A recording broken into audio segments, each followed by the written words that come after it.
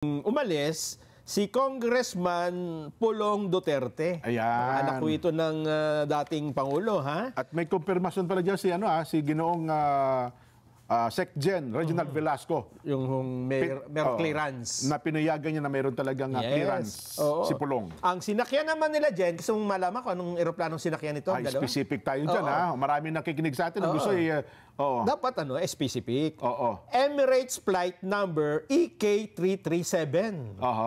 Papuntang Amsterdam. EK337. Oo. Anong klaseng eroplano yan? Emirates. Hindi, Emirates yun yung shipping company. Ito yung eroplano na... Kasi ang jumbo jet ba yan? Na ito ay umaakyat dyan kapag hindi pala sila magkasabay. Nauna ata si Inday. Mas nauna si Pulong. Okay. Si Vice President ay 7:40 a.m. Okay. Habang si Congressman Pulong ay 5:45. Sumakay naman siya ng Cathay Pacific. Ayun. Ito yung eroplano na kinatatakutan ng mga baboy. Cathay. Baka sila makatay. Ayun. NAIA Terminal 3. Ayun. Baka mauna pa sila kasi sa kanila, ano ba yan? Ano yan? Yung diretso ang flight nila? Hindi, kailangan pagka malala yung... Mag-stop over talaga, kailangan talaga kasi magre-refuel, ayusin, baka may... Hindi, kasi kung malalaking aeroplano, baka pwedeng diretso na ang ano. Hindi talaga, kasi madalas akong pumunta ng Dahig, laging may stop over. Ikaw pala naman ang palagi doon hindi mo na masabi sa atin. Nakikisakay ka lang ata. Nakikisakay lang. Sa Learjet kasi ako sumasakay. Hindi ko masyadong alam tong Gulfstream. Diyan pala sinakay si Pangulo. Hindi, pero sabi nung ating executive producer, si Natalie, ang unang sinakyan daw po, Learjet. Yan generic na naman yung Learjet, ha. Tapos? Unang sinakyan, tapos sinilipat po si FPPRD sa Gulfstream G550 jet. Nilipat pa pala. Na ganun ba? Oo. Nag-depart po ng 3:58 p.m. Philippine Standard Time, PST, papunta po ng Rotterdam, Netherlands.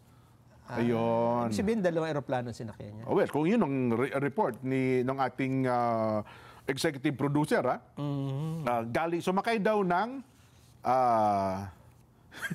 natakot na tuloy ako sabihin. Hindi naman relevant kung ano aeroplano sinakyan.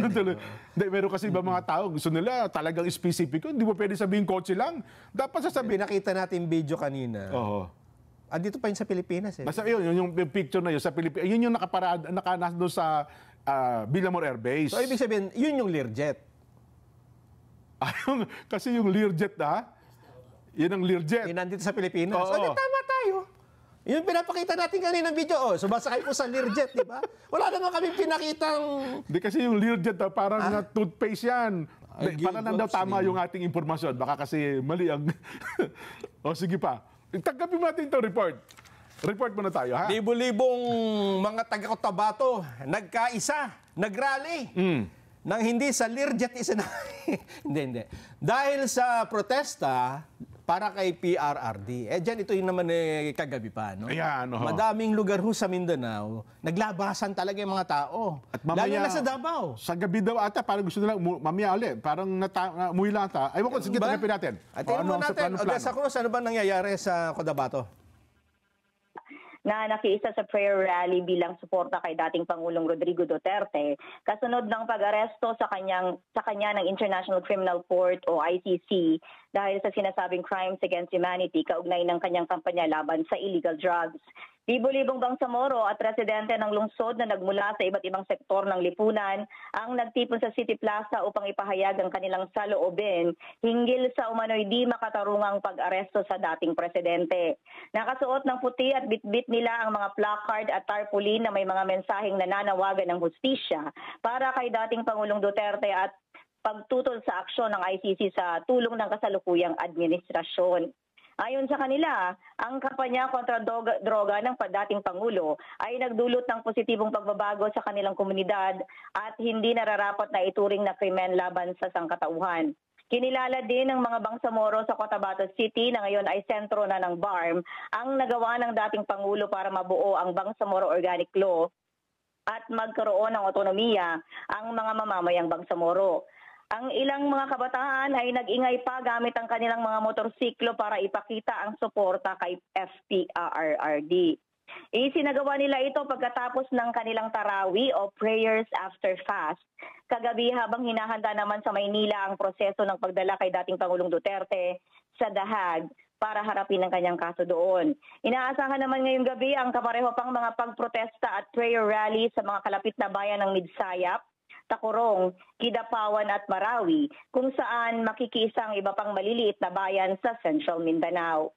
Samantala, patuloy na magbabantay ang mga lokal na otoridad sa sitwasyon upang matiyak ang kaayusan at seguridad ng mga nagsasagawa ng kilos protesta. Yung malaking pagtitipon talaga dito, immediately after po na nagkaroon ng issue about kay FRRD. At yung itong paglabas po nila ay pinanawagan sa kanilang mga prayers during yung tarawih nga po.